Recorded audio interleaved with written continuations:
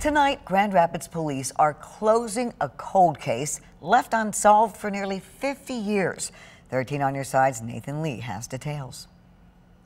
But I'm no longer a victim here.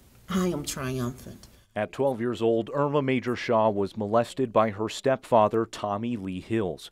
At 24, she testified against him in court.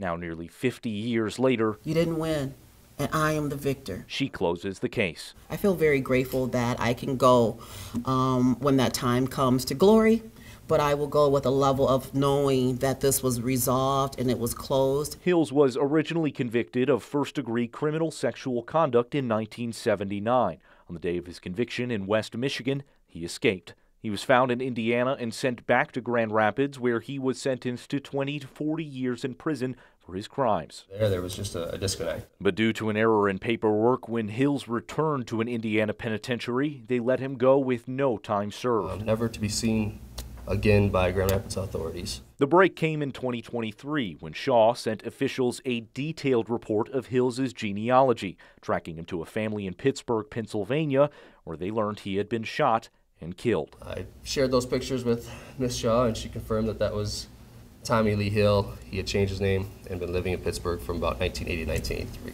Shaw said even though the pain never leaves, this is a story of hope. I know that other victims would feel probably just like me, grateful, but even more importantly, they would sleep better. They wouldn't have to look over their shoulders. Finally putting a bookend on Shaw's story of perseverance. And so I want to encourage victims to know that there is hope and there could be justice, and so don't give up.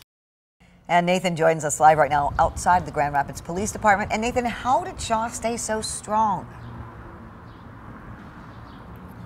Yeah, Juliet, Shaw said that during the investigation, she had to reserve a piece of herself. But once she finally heard the news, she said she was able to be free.